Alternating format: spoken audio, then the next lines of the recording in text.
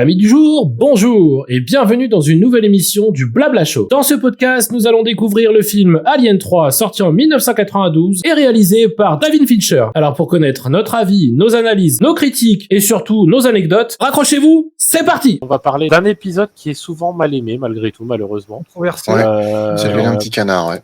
Ouais, c'est ça. Alors moi, je suis pas tellement d'accord avec cet avis et d'ailleurs, je vous le dirai clairement. Parce que je vais afficher la couleur, le 3 est mon préféré pour tout un tas de choses, mais c'est vrai que on est dans un autre style, dans un style encore plus dynamique, je trouve, parce que il y a quand même des sacrées scènes de poursuite avec l'alien en lui-même, il y a tout un tas de choses, il y a beaucoup de philosophie dans ce film, avec de gros clins d'œil à la religion aussi.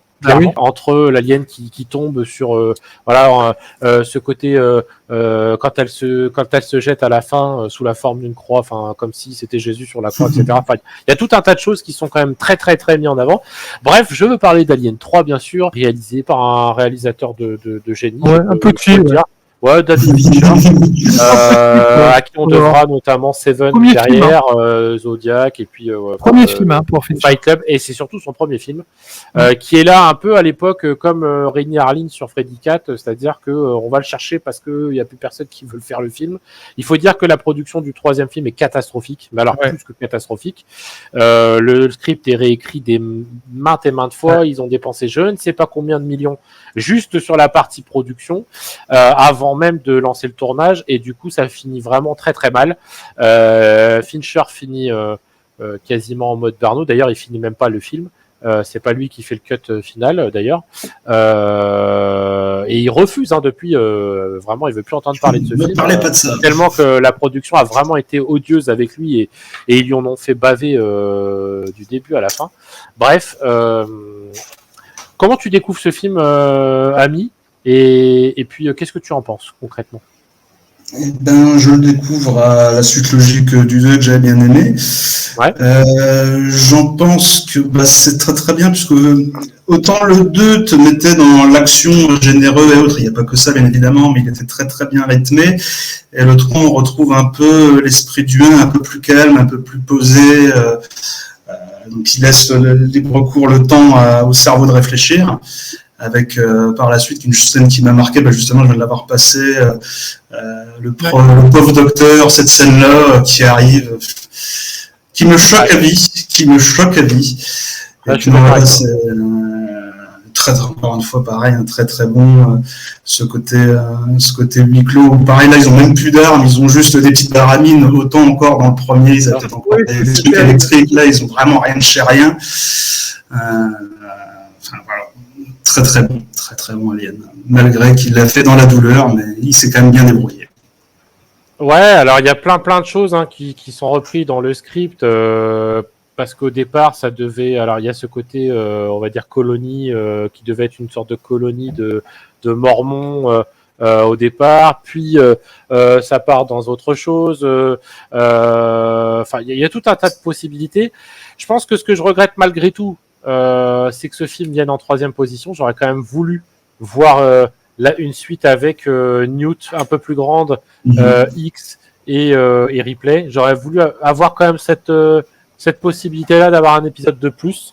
Malgré tout, bon voilà, le 3 est quand même assez douloureux.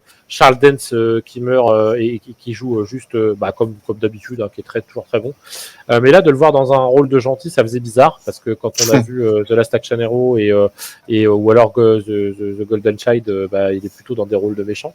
Là, c'est vrai que on s'attache à son personnage, qui semble être un peu le seul mec qui tient la route, on va dire psychologiquement parlant, de toute la prison, et sur lequel elle pourrait éventuellement s'appuyer, et en fin de compte on comprend que non, là c'est noir, il n'y a plus d'espoir, et on comprend qu'on est sur une fin, puisque c'était clairement l'envie de vouloir finir là-dessus.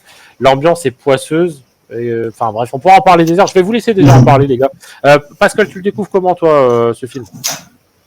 Alors j'ai été le voir en salle, celui-ci, c'était en 92 qu'il est sorti.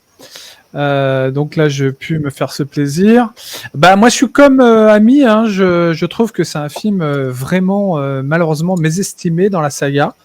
Un peu oublié trop vite. Parce que malgré tous les conflits créatifs et artistiques qu'a même D'ailleurs, ce que Fincher lui-même a reconnu en termes de liberté créative, parce que la Fox avait le contrôle total vraiment sur la production et lui a imposé vraiment un budget serré, enfin un timing, etc. Donc il n'a pas pu vraiment, comme il débutait en plus, ils ont fait appel à lui parce qu'il venait du clip, tu vois, et qu'il trouvait qu'il avait vraiment des idées intéressantes en termes de mise en scène. Moi, je trouve que le film est très réussi parce que justement, malgré tout ça, tu vois, le film reste quand même. Il y a une version longue, sachez-le, de ce film que je préfère d'ailleurs. Oui, clairement. Voilà, donc n'oubliez pas, privilégiez celle-ci. Notamment entre le chien et la vache, pour ceux qui comprennent. Exact. Ouais. Plus les vermines, tout ça, comment elle découvre Ripley, enfin bref, à découvrir, bien évidemment. Ouais, la version longue est vraiment exceptionnelle. Voilà, mais moi, pourquoi j'aime ce film, encore une fois, c'est au-delà de la réalisation de Fincher, évidemment, qui est déjà un esthète, je trouve, qui va montrer par la suite ce qu'il est capable de faire. Il y a dans les thématiques du scénar, moi j'adore la thématique de la mort et du sacrifice. On parle de sacrifice dans le final d'Alien, et ça, c'est quelque chose qui a surpris tout le monde. Personne ne s'attendait à cette fin, quoi, tu vois. Et moi-même, j'ai été surpris et je me disais waouh, là ils vont loin. Et pourtant, je trouve que c'est culotté, d'avoir osé de l'avoir fait, tu vois. Donc il y a ce thème-là, donc lié à la mortalité, au sacrifice. Il y a une histoire aussi, comme tu disais, liée à la religion, la rédemption, l'expiation. Ça se passe sur une planète prison, Fiorina 161. Donc il y a aussi ces détenus, vous voyez, qui cherchent la rédemption à travers leur foi, leurs actions. Donc comme disait Ami encore, ils ont pas d'armes, ils ont pas de technologie, c'est pas des Marines, tu vois. Bon, c'est des criminels et compagnie, mais bon, ils n'ont pas les moyens de se défendre face à la menace. Et on revient à un huis clos aussi. Donc c'est bien. On cherche encore une fois à trouver un autre angle. Voilà. Donc voilà. Donc Ripley. Donc je trouve que là, donc comme il disait Flo, dans le deuxième, elle devient guerrière, déterminée. Tu vois, à assumer son rôle pour défendre, en tout cas, par exemple. Son côté maternel avec Newt. Et là, donc, elle se retrouve... parce que le film commence directement après le 2, quasiment. Donc, elle se retrouve sur cette planète. Et donc, voilà, donc il y a l'histoire de l'isolation, de survie, la pleine prison, j'adore, environnement sévère, isolé, tu vois, ça reflète une situation désespérée par rapport au personnage. Ça accentue l'isolement, la tension, la vulnérabilité face à la menace alien, ça j'adore. Ça met en lumière le thème de survie, tu vois, dans des conditions extrêmes. Et puis il y a la lutte des classes aussi, l'exploitation, tu vois, entre les détenus, l'administration de la prison, tu vois, la présence de la compagnie, encore une fois, Weyland. Qui souligne, tu vois, des thèmes d'exploitation, de lutte des classes. Voilà, tu vois, il y a vraiment des choses intéressantes dans ce film. Et puis, bien sûr, l'analyse technique, la réalisation, le style visuel, les effets spéciaux, le design de la créature, qui est plus épuré, je dirais, encore une fois, ici. La musique composée par Elliot Goldenthal. Flo, tu parlais de James Horner. Encore une fois, Elliot Goldenthal, il réussit à s'emparer du projet, tu vois, en faisant quelque chose encore d'atypique, tu vois. Enfin, je pense. Ouais, carrément. Donc, voilà, il y a tous ces facteurs qui fait que le film, pour moi, il faut le réévaluer vraiment pour ce qu'il est. Et je trouve qu'il a sa place vraiment dans la saga, quoi. Complètement. Et c'est le plus gros budget. C'est le plus gros budget jusqu'ici. C'est le film avec le plus gros budget, puisqu'on est sur 50 millions de dollars. Donc, contrairement aux autres où on était à 18 et 11. Alors après, les époques sont pas les mêmes, donc si on fait un peu le calcul, mais ça reste quand même plus que tous les autres réunis.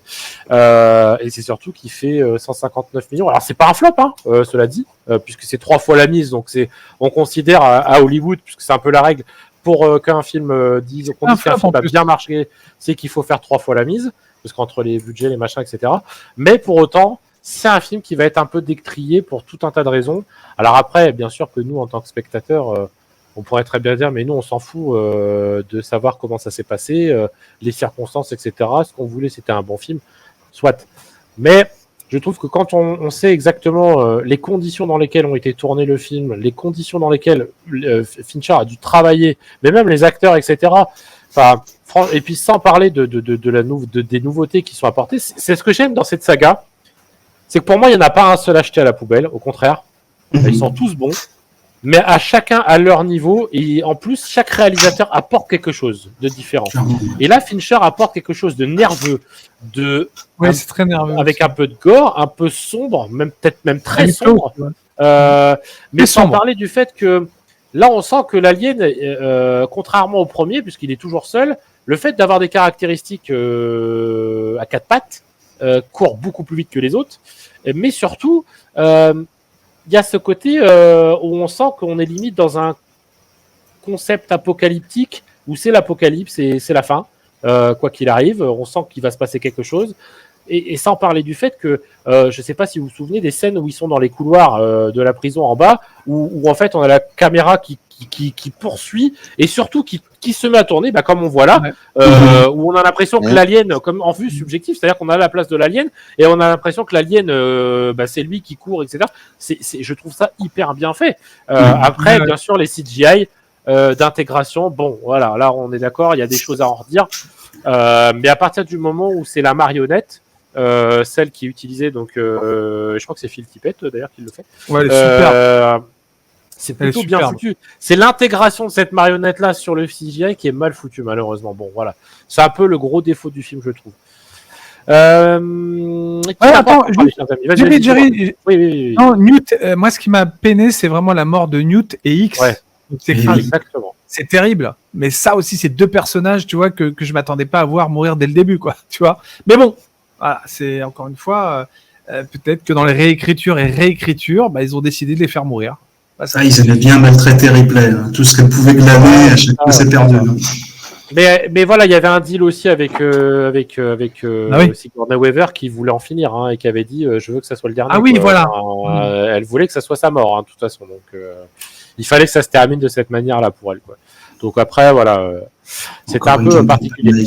Mon Flo, comment tu découvres ce film et qu'est-ce que tu en penses? Traumatisme étant jeune et puis vu en entier quelques années plus tard. Moi, ce film-là, je l'aime bien parce que c'est la déconstruction de ce de ce qu'ont fait les autres. C'est la déconstruction du personnage, en fait, de ce personnage qui est redevenu quelque part vulnérable, qui se rase la tête, qui perd presque son identité en exagérant, et qui finalement finit par être vaincu par son ennemi. Donc quelque part l'histoire se répète, parce que Ridley Scott n'a pas aimé ce qu'a fait Cameron. Ça reste une fin amère malgré tout. C'est ça. Et puis même, je dirais, Ridley Scott n'a pas aimé ce qu'a fait Cameron de son bijou. Du coup, je crois que Cameron n'a pas tellement aimé ce qu'a fait Fincher de son bijou non plus, parce que ce qu'il a fait de Ripley et ce qu'il a fait de X et ce qu'il a fait de Newt, ça lui a vraiment pas plu. Mais franchement, moi j'aime bien parce que ça renoue. Bon, ça a déjà été dit, mais du coup, ça renoue avec l'idée du premier, c'est-à-dire qu'on revient sur un huis clos, on revient sur de l'horrifique. Les mecs ont, pour parler vulgairement, leur bite et leur couteau. Ils ont rien pour se défendre. Ils ont que dalle. Ils ont vraiment rien. Non. 190, messieurs, 190. On va peut-être y arriver aux 200. On va peut-être y arriver. Joli. Le chef de la prison le dit. Il dit non, pas d'armes ici. Pas d'armes, comme ça permet pas de tentation, il n'y a pas de problème. Cet alien qui est complètement différent, parce qu'effectivement, comme quelqu'un l'a souligné dans le chat, avec ce film, on intronise le fait que l'alien prend les caractéristiques de la créature dont il vient. Ouais. Ce qui fait que d'une créature à l'autre, on peut faire face à des aliens qui sont complètement différents. Alors effectivement, je suis d'accord aussi avec ce qu'une autre personne a dit, à savoir le fait que là, l'alien est complètement formé quand il sort de la vache ou du chien, peu importe. Et ça avait posé de problème à personne, alors que dans Covenant, ça fait chier tout le monde. Pour te répondre, à toi, une petite abonnée dans le chat, dans Alien Covenant, moi par exemple, ça m'a fait chier parce que ça s'empile avec toutes les autres conneries qu'a fait Ridley Scott. C'est juste ça en fait, c'est que c'est la petite merde au-dessus et tu dis bah oui, il fait ça aussi, il est complètement con. Voilà. Mais dans le truc de Fincher, voilà, c'est un peu vu différemment, mais c'est vrai que quelque part, là encore une fois, il n'obéit pas aux règles. De toute façon, c'est vrai que d'un film à l'autre, ça a changé. C'est au final, c'est en parlant dans un live précédent que je me suis rendu compte de ça. Et du coup, au final, je revois un peu ma position. Il n'y a pas une réelle cohérence, ouais. Non, parce que même dans celui de Cameron, le Chestbuster a des petits bras, et au final, là, maintenant, il est complètement formé. Oui, en fait, chacun fait un peu ce qu'il veut. Peut-être dans la version longue où il n'y a pas une partie, il est un peu plus petit, justement, on le voit quand même, parce que quand on regarde les images, on voit bien qu'il a plusieurs formes, plusieurs couleurs, il est un peu plus noir, justement, qui serait peut-être arrivé à maturité, parce que la version longue n'a pas coupé cet effet. Non, parce que dans la version longue, c'est pareil, tu vois, quand il sort de la vache, tu le vois déjà avec ses 4 petites pattes et partir en courant dans cette scène qui est extrêmement mal incrustée, parce que ça, c'est vrai que par contre, c'est l'épisode qui vieillit sûrement le moins bien. Parce que visuellement, après, c'était le début du numérique, puis c'était pas la même maîtrise ni le même budget que par exemple pour un Terminator, donc Terminator 2, donc du coup, ouais, visuellement, c'est quand même un an avant Jurassic Park, avant le premier Jurassic. Un an avant Jurassic, donc. C'est ça qui fait mal au qui a mis une claque à tout le monde. Ah bah oui. Ouais, mais qui a surtout qui a transformé le cinéma pour toujours et malheureusement qui a aussi tué, on va dire, les effets practicaux pour toujours aussi, quoi. Malheureusement. Ouais, mais il y a du practical un peu dans Jurassic. Mais... Pas le film en lui-même, mais ce qu'il a engendré. Parce qu'au final, Jurassic, on dérive, mais Jurassic Park est un subtil mélange entre le pratique et le numérique. Oui, à la base, il y a les deux. Ouais, mais en fait, il a engendré un nouveau genre de film qui a complètement détruit. On a gentiment dit à Phil Tippett, t'es gentil, va prendre ta retraite, quoi. Maintenant, il n'y a plus besoin, quoi. C'est un peu ça le souci, quoi. Et en même temps, c'était tellement bien fait que c'était compliqué, quoi. Quand t'as vu ça. Quel génie, Phil Tippett, quel génie. Ouais, c'est clair. Ouais. Ami, tu le découvres comment, ce film, toi? Encore une fois, je te dis, c'est la suite logique du 2. Je sais plus comment je l'ai vu. Ça devait certainement être à la télé. Et donc, pareil, voilà, j'étais tombé fan d'entrée de jeu du Alien 2. Donc, dès que j'ai vu qu'il y avait les autres, j'ai couru, j'ai foncé, quoi. Ouais, non, mais je suis tout à fait d'accord avec toi. Bon, moi, voilà, comme je le dis, j'aime beaucoup cette ambiance, ce côté à la fois monastère, rédemption plutôt, je dirais, recherche de rédemption, sacrifice. Il y a énormément de choses. Pourtant, je suis pas du tout, bercé dans tout ce qui est œcuménique, etc. Mais je sais pas, il y a un côté très spirituel sur ce film, très sacré. Cette scène où justement il vient de tuer Charles Dance face au gars là qui est complètement traumatisé et il vient se coller à Ripley et il la renifle en fait et finalement pour la laisser et là on comprend qu'il y a un truc qui va pas. Enfin il y a tellement de, je vous dis, les scènes dans les différents conduits, même ne serait-ce que la naissance de l'alien au tout départ, que ce soit alors la vache c'est un peu différent mais le chien. Oh bordel, putain, c'est dur à voir, quoi. Quand on aime les animaux, c'est il y a vraiment beaucoup de scènes qui font que le fait qu'elle retourne chercher Bishop en mode complètement Sharpie pour savoir s'il y a un œuf dans le comment on appelle ça, dans le vaisseau. Qu'est-ce qui a fait qu'ils ont été éjectés, etc.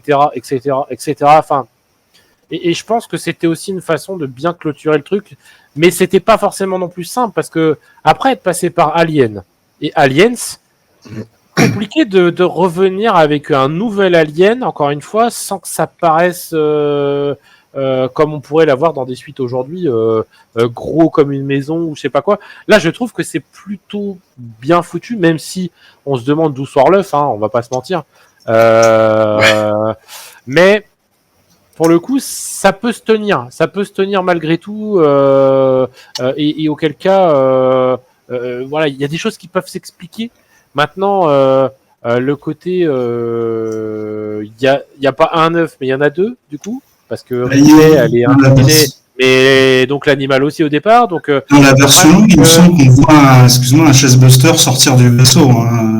T'avais deux chestbusters, il me semble, dans la version. J'ai pas le souvenir de voir les deux. J'ai longtemps cru qu'il y avait un seul chestbuster, pas chestbuster, mais facehugger, et qu'il avait inséminé 2 fois. Mais du coup, ça me paraît incohérent. Alors, je crois que tout à l'heure, il y avait quelqu'un qui en parlait dans le chat, justement, où dans cet épisode-là, on explique que c'est pas 2 vagins ou je sais pas quoi. Si la personne se reconnaît, ça serait bien qu'elle remette son message, peut-être, par rapport à ça, justement, où un seul facehugger, peut-être, ou un œuf peut contenir 2 facehuggers ou je sais pas quoi. Enfin bon, bref, c'est assez particulier, mais c'est vrai que pour le coup, je sais pas. Et même la fin, le côté. Alors, ce qui est dommage, c'est que finalement, on va dire que l'alien qui arrive à sortir de la chape du truc de plomb là, c'est dommage. Même si oui, il finit par crever, mais c'est dommage pour l'acteur qui se sacrifie. Et du coup de se dire je veux pas dire que sa mort aura servi à quelque chose, mais au final, pas vraiment à grand chose, puisque ils auraient pu lâcher le truc quoi qu'il arrive, il en serait sorti quand même. Donc bon, enfin bref, moi c'est un film vraiment qui m'a marqué, qui je sais pas, esthétiquement parlant, je le trouve exceptionnel. Les couleurs, on voit déjà le talent de Fincher en termes de photographie, de colorimétrie, d'ambiance, ce côté voilà très orangé, très rouge qui ressort. On revient sur un Alien un peu plus proche de ce qui s'est fait dans le premier en termes de design au niveau de la tête. Même si pour le reste ça a changé. Enfin cette scène-là, pareil dans le tunnel où c'est plein de, ouais, Ah ouais, le mec dans le ventilateur. Dites-nous un peu ce que vous en pensez dans le chat, chers amis. Dites-nous un peu ce que vous en avez pensé avant qu'on passe au dernier. Vous aviez peut-être quelque chose à ajouter, les amis, avant qu'on change de film. Bah, on avait tout dit. À voir et à revoir également. Ouais, après je comprends que voilà, qu'il soit mal aimé et que beaucoup de gens en veuillent à Fincher. Mais alors, c'est pas Fincher, faut le savoir, c'est pas Fincher qui a écrit le film, donc lui il a récupéré ce qu'on lui a filé surtout, malheureusement. Et d'ailleurs, il me semble que Renny Harlin était prévu dessus aussi, de mémoire. Au tout départ, il devait travailler dessus. C'est lui qui a commencé, et puis au final, il a été gentiment remercié, et puis derrière, c'est quelqu'un d'autre qui a récupéré les clés, quoi. Tu sais, ce qu'on peut dire aussi, c'est que ce qui est important à dire, c'est que Fincher, vu les restrictions qu'il a eues sur ce film, en termes de créativité, de liberté artistique par rapport à ce que lui a imposé la production, ce qui est bien, c'est que ça lui a servi vraiment de leçon, parce que il y avait une interview que moi j'avais entendue de lui qui disait que au moins cette expérience acquise, ça a façonné sa carrière. Tu sais pourquoi? Ça l'a poussé à insister sur un contrôle créatif total dans ses projets futurs. Et c'est ce qu'il fera sur tous les projets qu'il enchaînera par la suite, ne plus se faire avoir, quoi, tu vois. Ouais, c'est ça. Et d'ailleurs, après, quand on voit le level, à croire que heureusement qu'il est arrivé, ce qui est arrivé sur Alien 3, parce que quand on voit comment il nous sort un Seven mythique, et puis même après Fight Club, etc. Enfin, franchement, c'est clair que dans un sens, heureusement qu'il y a eu ça, quoi. Enfin bref, si le contenu t'a plu, n'hésite pas à t'abonner. On se retrouve bientôt pour de nouvelles aventures dans le Blabla Show. En attendant, portez-vous bien, je vous fais des bisous. Ciao!